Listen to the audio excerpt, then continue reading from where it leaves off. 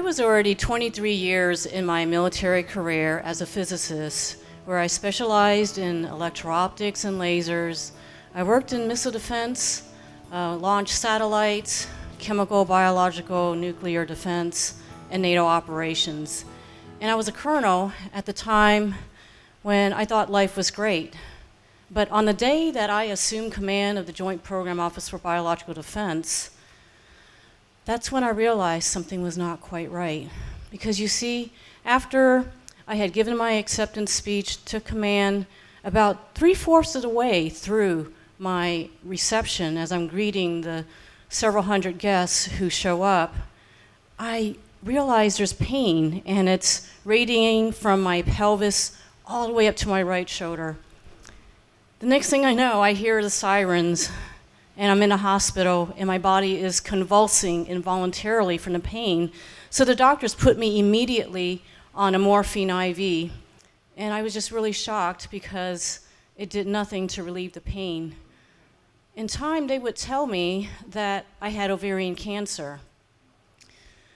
And when I realized that morphine did nothing to relieve the pain, that's when I thought back to my mother's father, who was a traditional Chinese medicine herbalist. And I grew up experiencing the ability to heal from ailments without any side effects using his herbs. So that all came back to me.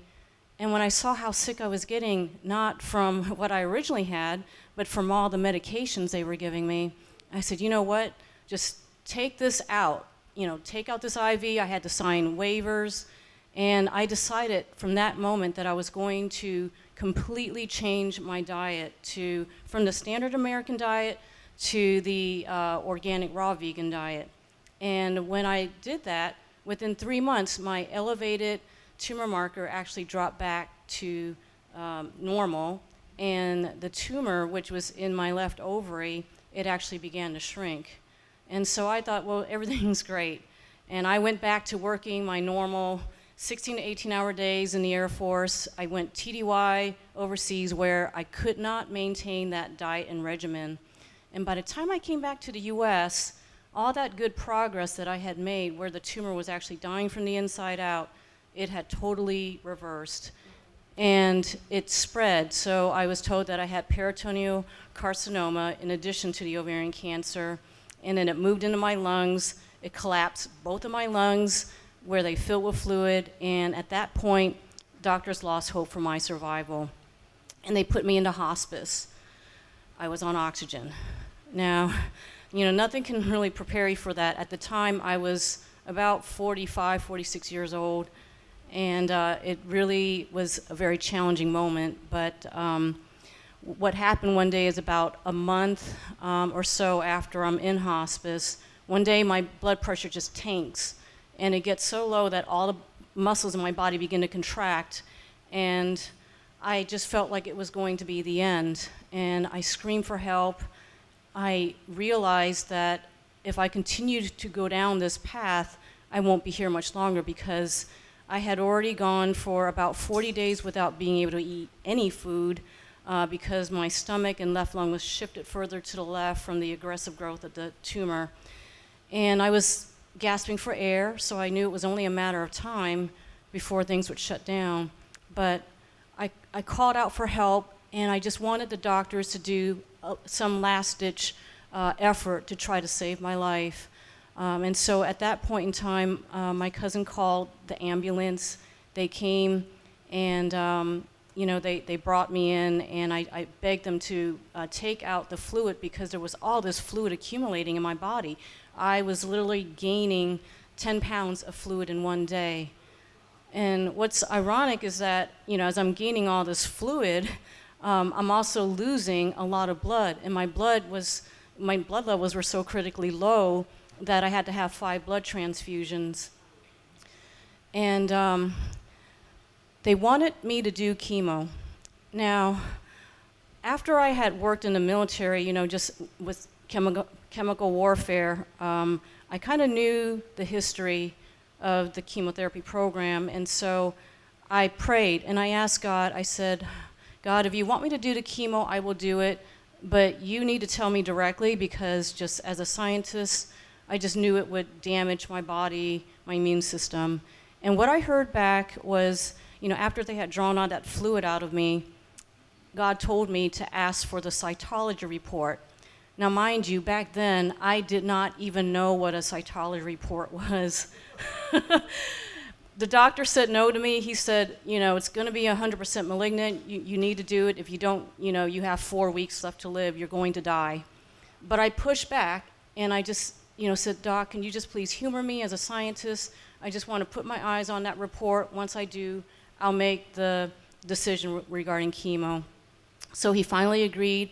It took 2 days. They came back to me, and they said, you know what? It's a good thing you waited for this, because the fluid tested negative for cancer cells. Now, that was a shock to the doctors. It was a shock to me. But that's what opened up the opportunity for me to then have surgery.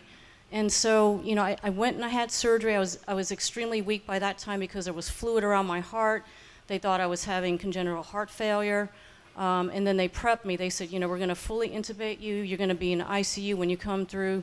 Don't be alarmed. I got through all that, and I took months to rehabilitate from my condition. And I stand here before you mainly to just share what I learned from the military that I thought was helpful for me was the ability to confront your fears. And you don't wallow in them, but you allow it, you feel it, but then you have to decide to move on. And so once I got through the fear, I put on my research hat, because I wanted to understand what's cancer. And what I found out was, cancer cells, they are by themselves. They're not part of the rest of your body. They don't communicate, they don't support the mission of the rest of the tissues and organs in your body. And so metaphorically, what I found was that was really a representation of my life. I had, done well in my career, but I lost touch with who I was on the inside. And so some of what I learned was not only did I have to change my diet, but I had to change my emotions. And then I also, from the military, I drew discipline. They really kind of drill that in you when you go through, I went through the US Air Force Academy and through basic training, but I kind of kept that with me. Because once you decide on the approach you want to take to heal, and I decided to heal naturally, I never took chemo or radiation, you have to have the discipline to really stay the course. Because sometimes when you're doing something that's not, is not conventional, it may take longer time. Conventional medicine is excellent for a crisis, for accident, but for something that's chronic, having the ability to, select a healing modality that will support the innate, wisdom that's already designed in there by God, can really work wonders. And that was what I found in my own body. I was kind of looking at it as an experiment in a way. But, and so, as I look at the lessons that I learned from this also, I learned that I had to let go of my career, my job. I was still trying to work. I was not really accepting the fact that I was really sick. And it's in letting go that allowed me to really focus on really healing and what was going on inside of me. The second thing that I learned was letting go of paradigms. We learn certain ways of thinking based on what our parents might teach us or what we learn in school or church, and it's all good stuff. But sometimes when you're really confronted with a serious challenge that's even life-threatening, you may not be able to see the true solution to what you're going through unless you kind of think out of the box. And so I realized that I had to just let go of my desire to heal completely naturally, and that I would actually need to integrate medical care into it as well. So I had surgery, but I also changed my diet. And then the final thing that I let go of was control and attachments. For me to have peace, to be able to go through surgery, I thought I was going to die. And I knew that having fear would be counterproductive to it. And so the only way I was able to really let go of that fear was just to realize that we truly are spirits having a human experience, and that God is the one who is going to walk me through the valley of the shadow of death.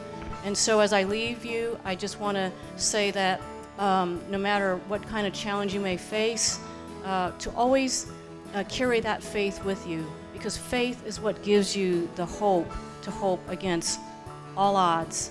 And you can just carry that with you and never lose hope.